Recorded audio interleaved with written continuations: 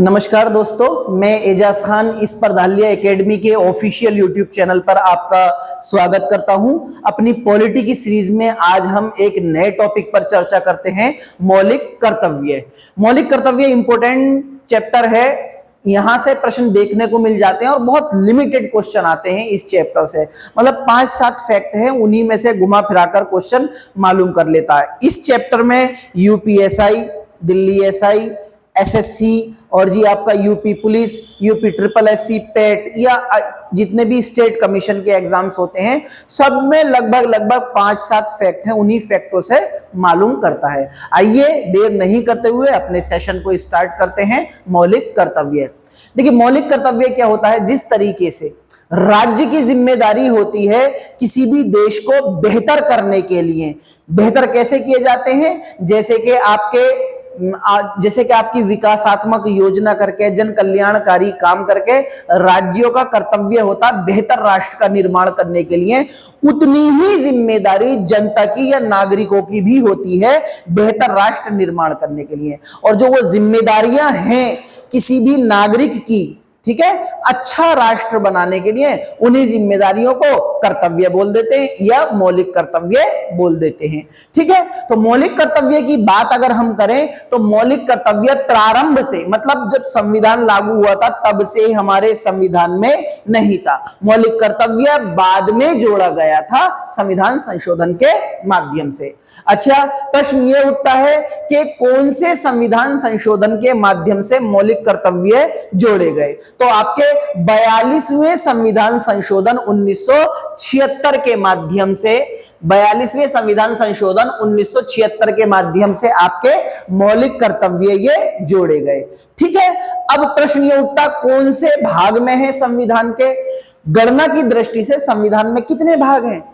गणना की दृष्टि से संविधान में 25 भाग हैं, वैसे तो 22 भाग हैं। क्वेश्चन ये आ जाए कि गणना की दृष्टि से संविधान में कितने भाग हैं? गणना की दृष्टि से उत्तर 25 पर मानना है। ठीक है, तो भाग 4A में मौलिक कर्तव्यों को जोड़ा गया। क्वेश्चन ये आ जाए कि मौलिक कर्तव्य से संबंधित कौन से भाग है? ठीक है, तो भाग 4A या भाग 4 का। ठीक है, दूसरा प्रश्न यह आ जाता है कि मौलिक कर्तव्य संविधान के किस अनुच्छेद में है? तो अनुच्छेद 51A में है। कौन से अनुच्छेद में है? अनुच्छेद 51A में आपके मौलिक कर्तव्य हैं। कौन से संविधान संशोधन से जोड़े गए थे ये? मैंने जैसे कि बतलाया, 42वें संविधान संशोधन 1976 के माध्यम से जोड़े गए। अब ध्यान रखना है, जब मौलिक कर्तव्य आपके संविधान में जोड़े गए तो ये किस देश से कॉपी किए गए थे भारतीय संविधान में, या कहां से उद्धृत किए गए थे? तो याद रखना, मौलिक कर्तव्य भारतीय संविधान में यूएसएसआर या सोवियत संघ या रूस से लिए गए थे। चूंकि रूस को यूएसएसआर के नाम से भी जाना जाता है, अब तो विखंडित हो गया यूएसएसआर, ठीक है, या सोवियत संघ के नाम से भी जाना जाता था। तो ऑप्शन में आपको रूस भी मिल सकता है, यूएसएसआर भी मिल सकता है और सोवियत संघ। तो क्वेश्चन ये आ जाए कि मौलिक कर्तव्य किस देश से उद्धृत है या लिए गए?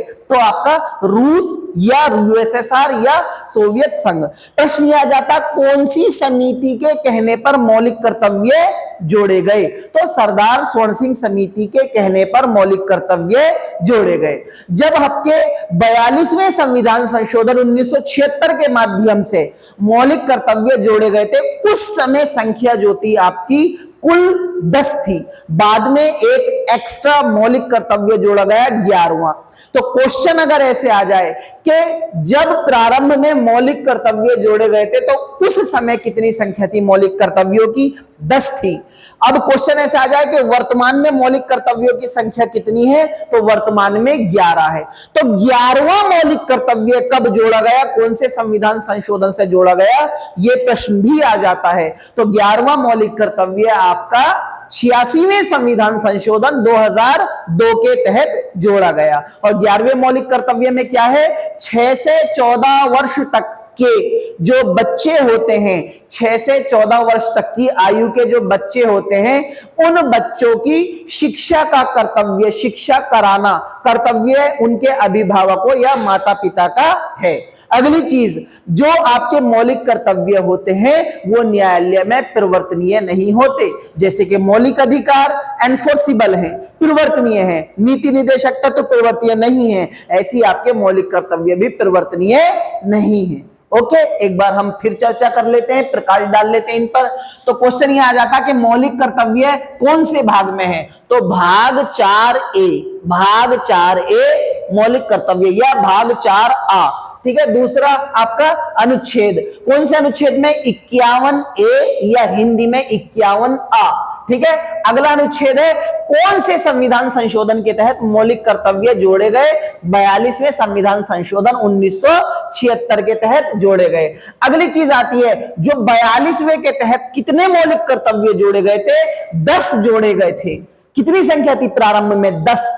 तो क्वेश्चन ऐसे आ जाए, प्रारंभ में कितने मौलिक कर्तव्य थे, बाद में प्रारंभ में 10 थे, वर्तमान में कितने, 11, एक बाद में जोड़ा गया 2002 में। देखते हैं, उस पर चर्चा डालेंगे हम। तो प्रारंभ में कितने मौलिक कर्तव्य थे आपके, 10 थे। फिर क्वेश्चन यह आ जाता, जो 11वां मौलिक कर्तव्य था वो कब जोड़ा गया था, 86वें संविधान संशोधन के तहत जोड़ा गया था, 2002 में जोड़ा गया था। क्वेश्चन यह आ जाए वर्तमान में कितने मौलिक कर्तव्य हैं, 11। क्वेश्चन यह आ जाए कि जब मौलिक कर्तव्य जोड़े गए थे तब कितने मौलिक कर्तव्य थे, तब 10 थे, 2002 के बाद 11 हो गए आपके। अब क्वेश्चन यह आ जाए कि किस देश के संविधान से लिया गया था, तो मैंने आपको पहले ही बता दिया, यूएसएसआर या सोवियत संघ या रूस, तीनों अलग अलग नाम से आ सकता है।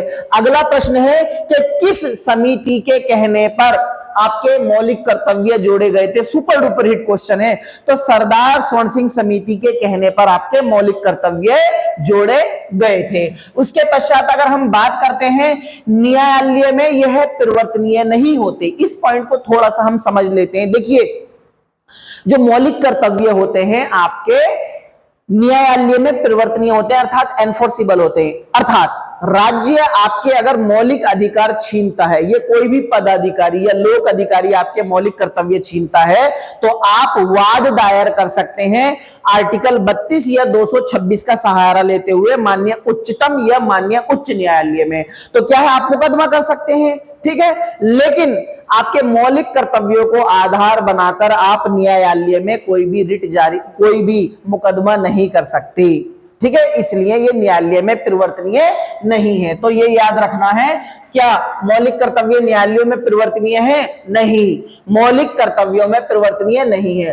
प्रश्न आ जाता, 11वां मौलिक कर्तव्य कब जोड़ा, 2002 में। 11वां मौलिक कर्तव्य कौन से संविधान संशोधन द्वारा जोड़ा, 86वें संविधान संशोधन के द्वारा जोड़ा गया। तो 11वां मौलिक कर्तव्य 86वें संविधान संशोधन 2002 के द्वारा जोड़ा गया। इसके पश्चात प्रश्न आ जाता, 11वें मौलिक कर्तव्य में क्या है, ये प्रश्न आया हुआ है, काफी बार आया हुआ है। तो 11वें मौलिक कर्तव्य में जो प्रश्न क्या जोड़ा गया, 6 से 14 वर्ष तक की आयु के बच्चों को शिक्षा दिलाना कर्तव्य होगा माता पिता और अभिभावकों का। तो कई एक बार तो इतनी गहराई से क्वेश्चन मालूम कर लिया है कि मौलिक कर्तव्य में जो 11वां मौलिक कर्तव्य है उसमें बच्चों की शिक्षा का प्रावधान किया गया है, उनकी आयु सीमा कितनी से कितनी है, आयु सीमा कहां से कहां तक है, यह भी प्रश्न मालूम कर लिया। तो आइए इसके बाद हम अगली चर्चा करते हैं। तो 11 के 11 मौलिक कर्तव्य, उन पर एक बार हम प्रकाश डाल लेते हैं, ठीक है। तो हम प्रकाश डालते हैं 2-3। इसके पश्चात अगर हम 11 के 11 मौलिक कर्तव्यों की सूची देखते हैं, थोड़ा सा इन सूची पर प्रकाश डाल लेते हैं, उसके बाद अपनी क्लास समाप्त हो जाएगी।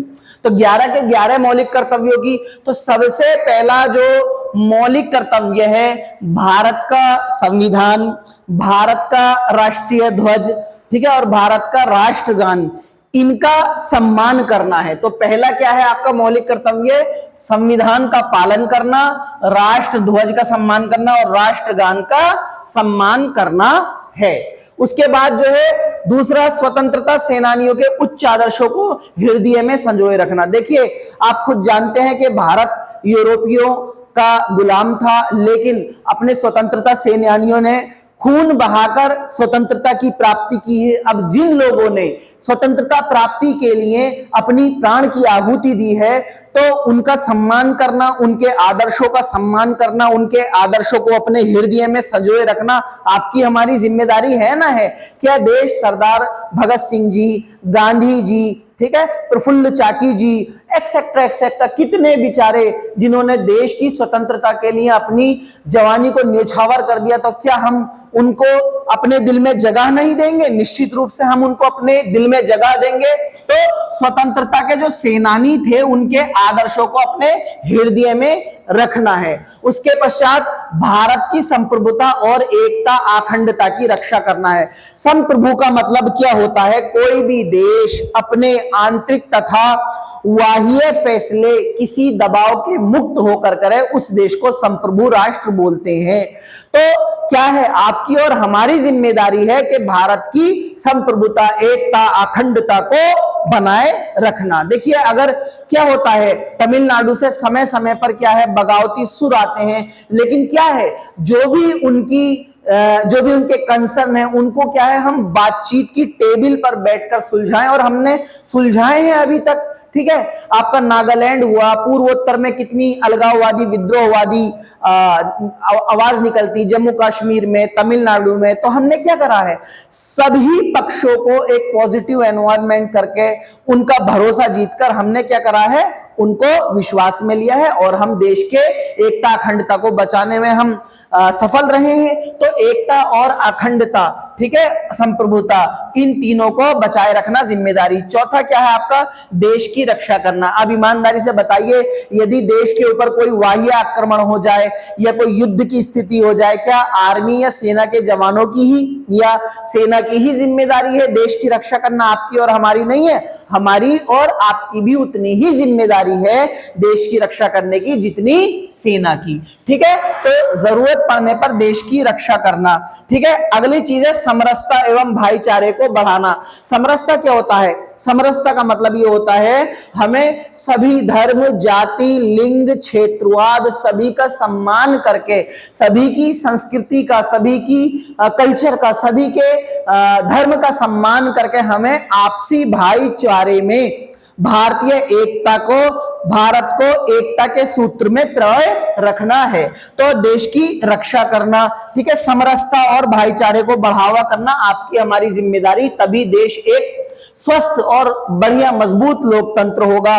भारत की समृद्ध संस्कृति, आपको मालूम है कि भारत जो है विश्व की प्राचीनतम सभ्यताओं में से एक सभ्यता है। तो जितनी भी प्राचीन हमारी समृद्ध संस्कृति है, उसकी रक्षा करना, ठीक है, वो आपकी और हमारी जिम्मेदारी है। तो भारत की समृद्ध संस्कृति को संजोए रखना, ठीक है। प्राकृतिक पर्यावरण, प्रकृति पर्यावरण का रक्षा करना। तो पर्यावरण की रक्षा करना क्या पूरे देशों का काम है या आप और हमारा भी काम है? क्योंकि पर्यावरण से सीधा सा हमारा सरोकार जुड़ा हुआ है। जितनी जिम्मेदारियां सरकार की एजेंसीज की हैं पर्यावरण की सुरक्षा करना, उतनी ही जिम्मेदारी आपकी और हमारी भी है। तो क्या हो गया अगला आपका?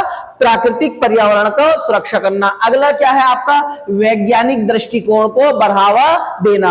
तो देखिए, आज क्या है, आधुनिक समय है, तकनीकी का समय है। अगर हम दुनिया के साथ, वैश्विक ग्लोबलाइजेशन के साथ अपनी टेक्नोलॉजी नहीं उन्नत करने के, तो हम दुनिया की रेस में पिछड़ जाएंगे।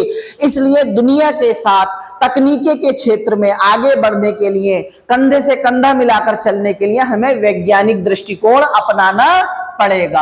अर्थात वैज्ञानिक सोच होगी तभी तो राष्ट्र उन्नत और निर्माण होगा। इसके पश्चात सार्वजनिक संपत्ति की रक्षा करना। जितने भी मान लीजिए रेलवे स्टेशन हुए, सरकारी हॉस्पिटल हुए, सरकारी यूनिवर्सिटीज, कॉलेज, रोड, पुल, ब्रिजेस वगैरह जितने भी हैं, ये सरकारी संपत्ति है, सार्वजनिक संपत्ति है।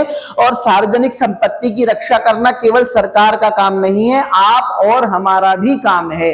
ठीक है, तो सार्वजनिक संपत्ति जैसे कि रेलवे की पटरियां हो गई, रेलगाड़ी हो गई, आपकी हॉस्पिटल्स हो गए, government universities, government schools etcetera etcetera, इन सब की रक्षा करना जितना राज्य की जिम्मेदारी होती है उतनी ही आपकी और हमारी भी जिम्मेदारी होती है। उसके पश्चात क्या है, व्यक्तिगत और सामूहिक गतिविधियों से हमें समाज का कल्याण या उत्थान में अपना कंट्रीब्यूशन देना है।